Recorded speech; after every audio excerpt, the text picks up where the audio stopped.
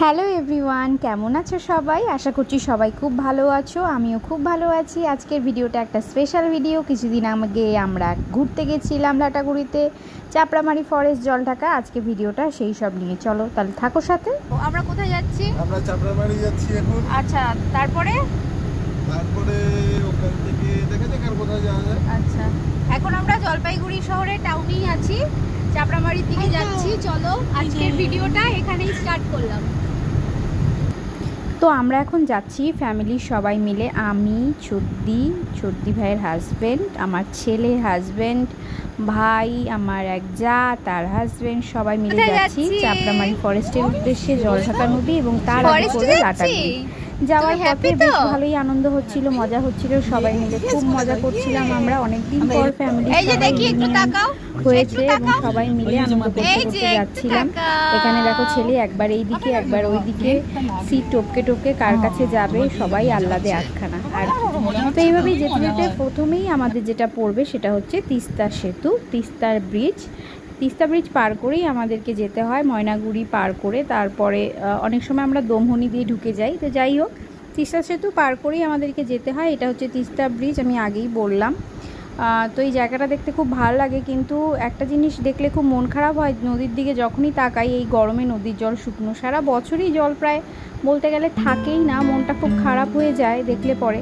রাস্তাটা দেখো কি সুন্দর, ঝকঝকে তকতকে একদম। আগে কিন্তু এরকম ছিল না, আগে ভীষণ উঁচু নিচু ভাঙাচোরা রাস্তা ছিল, কিন্তু এখন 4 লেন হওয়াতে রাস্তাটা ভীষণ সুন্দর, যাতায়াতের কোনো কষ্ট নেই, আরাম করে যেতে পারবে। আর যারা যারা নর্থ বেঙ্গলে ঘুরতে আসো তারা তো তিস্তা নদী জানোই, নর্থ বেঙ্গলের একটা বিখ্যাত নদী, পাহাড়ি নদী। কিন্তু আপাতত আমি দেখতে পাচ্ছি শহরের মধ্যে দিয়ে যেখানে নদীটা গেছে সেই দিকে জলটা বিশেষ খুব একটা নেই। জলগুলোকে মনে হচ্ছে আটকে রাখে, পরে জল ছাড়বে, এরকম অনেক ব্যাপার থাকে। তো যাই হোক, তো এখন আমরা যাচ্ছি লাটাগুড়ির উদ্দেশ্যে, লাটাগুড়ি ফরেস্টের উদ্দেশ্যে। তিস্তা ব্রিজ পার করে দমহনি পার করে চলে এসেছি। এটা লাটাগুড়ি বাজার। এই যে দেখতে পাচ্ছ এই দোকানটা লাটাগুড়ি বাজারের একটা বিখ্যাত দোকান।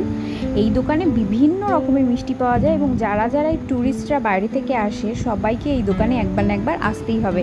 আমরা যারা উত্তরবঙ্গে নর্থ বেঙ্গলবাসী বা জলপাইগুড়ি শিলিগুড়ি এদিকে থাকি, তারা সবাই এই দোকানটাতে এসে একবার না একবার খাবার দাবার অবশ্যই টেস্ট করবে। হ্যালো এভরিওয়ান, কেমন আছো সবাই? আশা করছি সবাই খুব ভালো আছো। আজকে আমরা এখন আছি এই মুহূর্তে লাটাগুড়িতে। এটা লাটাগুড়ি বাজারের একটা গলি। সবাই মিষ্টির দোকানে গেছে, ব্রেকফাস্ট না করেই আজকে বাড়ি থেকে বেরিয়েছি। তো ব্রেকফাস্টটা এখন করবো, অনেকটা লেট হয়ে গেছে। আমরা বেরিয়েছি প্রায় 11টা বেজে গেছিলো, অনেকটা লেট হয়ে গেছিলো। তো এখন সবাই ব্রেকফাস্ট করব, ব্রেকফাস্ট করে বাজার থেকে যাব লাটাগুড়ির জঙ্গলের ভেতরে। তো আজকের ভিডিওটা কিন্তু দারুণ ইন্টারেস্টিং হবে। তোমরা সবাই সঙ্গে থাকো, সাথে থাকো, দেখতে থাকো নীলুস লাইফ অ্যান্ড স্টাইল। বাই। চলো তোমাদেরকে একটা মজার জিনিস দেখাই। এই যে দোকানটার মধ্যে একটা বিশেষত্ব হচ্ছে এখানকার চমচম। দেখতে পাচ্ছ ডান দিকে চমচমটা আর বাঁ দিকের চমচমের সাইজ দেখো কতটুকু, আর ডান দিকেরটা কত বড়। এই চমচমটা কিন্তু ভীষণ মানে কড়া মিষ্টি, কড়া পাকের, এবং এটা কিন্তু একটু বেশি দাম হয় এবং সামান্য যে মানে সাধারণ চমচমের থেকে অনেকটা বেশ বড় সাইজের। এটা এখানকার কিন্তু বিখ্যাত এবং বাইরের থেকে আসলে পরে এটা কিন্তু অবশ্যই ট্রাই তোমরা একবার করতেই পারো। আমি কোনোদিন যদিও খাইনি, কিন্তু তোমরা ট্রাই করতে পারো।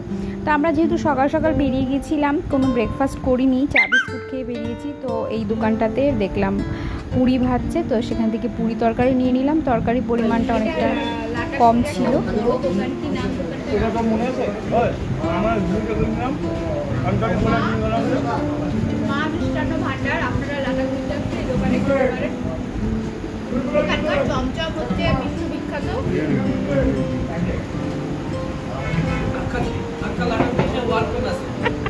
যাই হোক, পুরি খাওয়ার পরে, তরকারি খাওয়ার পরে আমরা নিয়ে নিয়েছি রসমালাই। রসমালাইটা কিন্তু বেশ ভালো ছিল, খুব টেস্টি ছিল, দামটা মোটামুটি রিজনেবল। তোমরা আসলে এটা অবশ্যই একবার ট্রাই করতেই পারো। তারপরে বাজারে পেট ভর্তি করে খেয়ে, লুচি তরকারি মিষ্টি সমস্ত কিছু খেয়ে এবার আমরা রওনা দিয়ে দিলাম লাটাগুড়ির উদ্দেশ্যে। বাজার থেকে প্রায় 1/2 কিলোমিটার দূর লাটাগুড়ির ঘন জঙ্গল। এবং সেই ঘন জঙ্গলের ভেতরের মধ্য দিয়েই আমরা যাব। এই যে দেখো ডান দিকে সমস্ত জঙ্গল, বাদিকে একটা ফ্লাইওভার আছে। এই ফ্লাইওভারটা হওয়াতে অনেক জঙ্গল কাটা পড়ে গেছে। আর এই ফ্লাইওভারটা যখন ছিল না লাটাগুড়ি জঙ্গলে, তখন কিন্তু জঙ্গলটা বেশ আরও ঘন লাগতো এবং ভীষণ রোমাঞ্চকর লাগতো। যাই হোক, তো কাজের সুবিধার জন্য করেছে ঠিকই, কিন্তু বন জঙ্গল এতে কিন্তু ক্ষতিগ্রস্ত অবশ্যই হচ্ছে। তো এই যে লাটাগুড়ির ভেতরে জঙ্গলের মধ্যে দিয়ে আমরা এখান দিয়ে যাচ্ছি। আর ভেতরে জঙ্গলে যদি সাফারি করতে চাই, তার জন্য যেহেতু পারমিশন লাগে, আমরা সেই রকম কোনো প্ল্যান করে যেহেতু বেরোইনি এবং আগে থেকে সেরকম কোনো প্ল্যানিং ছিল না জন্য আমরা সাফারি করিনি। আমরা লাটাগুড়ি জঙ্গলের ভেতর দিয়ে যাচ্ছিলাম। এই রাস্তাটা এত সুন্দর, এত পরিষ্কার এবং এখান দিয়ে যেতে এত ভালো লাগে। যারা যারা গেছে তারাই জানে এই অনুভূতিটা কত সুন্দর। বিশেষ করে বর্ষাকালে যখন বৃষ্টি পড়ে আর তুমি গাড়ি করে যাচ্ছ, চারিদিকে বৃষ্টি পড়ছে, মেঘের আওয়াজ আর একটা সুন্দর অ্যাটমসফিয়ার, চারিদিকে সবুজে সবুজে ঢাকা, দেখতে কিন্তু অপূর্ব সুন্দর লাগে। এবং এই ফিলিংসটা অন্য কোনো ফিলিংস দিয়ে কিন্তু বোঝানো যাবে না, প্রকাশ করা একদমই যাবে না। যাই হোক, এখান দিয়ে যেতে যেতে আমরা এরপরে প্ল্যান করেছিলাম যে এখানে একটা নদী আছে, সেটা হচ্ছে মূর্তি নদী। যারাই এখানে ট্যুরিস্টরা আসে তারা সবাই সেই নদীটাতে অবশ্যই একবার যায়। এবং আমাদের এই লাটাগুড়ি জঙ্গলে একটা বিখ্যাত মন্দির আছে, মহাকাল মন্দির। সেই মন্দিরটাও খুব জাগ্রত। যারা আসে তারা এখানে নেমে অবশ্যই প্রণাম করে। এবার দেখো, জঙ্গল ছাড়িয়ে আমরা চলে এসেছি চা বাগান। নর্থ বেঙ্গল মানে তো জানোই, চা বাগান চারিদিকে ভরা। সেই চা বাগানের মধ্যে দিয়ে রাস্তা করা আছে, খুব সুন্দর লাগে দেখতে এই পরিবেশটাও।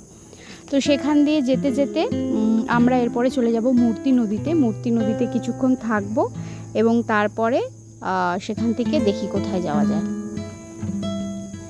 এই যে চলে এসেছি মূর্তি নদীতে। এইখানটা একটা রাস্তা করা আছে, রাস্তার ঠিক ডান দিকেই মূর্তি নদী। নদীটা এখন এখানে মানে ভালো মতো বোঝা যাচ্ছে না, জলটা একদম শুকিয়ে গেছে। যেহেতু গরমকাল, জলের পরিমাণ খুবই কম। এখানে রাস্তায় সবাই দাঁড়িয়ে আছে ওদিকে যাওয়ার জন্য।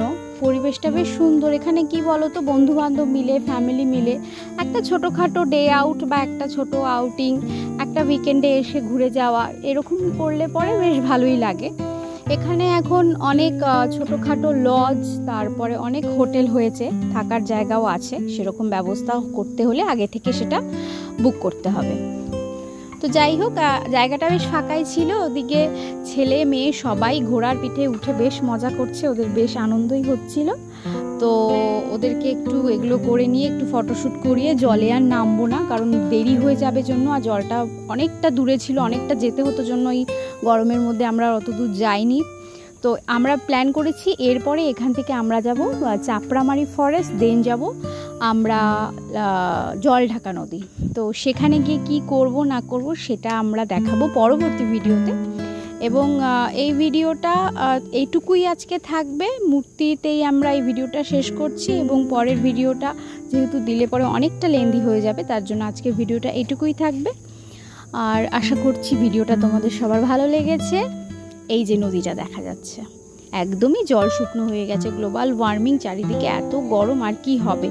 তো যাই হোক, আজকে ভিডিওটা এখানেই শেষ করছি। ভিডিওটা যদি ভালো লেগে থাকে তোমরা লাইক, শেয়ার, সাবস্ক্রাইব অবশ্যই করে দিও এবং সাথে থেকো, পাশে থেকো, সঙ্গে থেকো। সবাই খুব ভালো থেকো এবং সবাইকে খুব ভালো রেখো।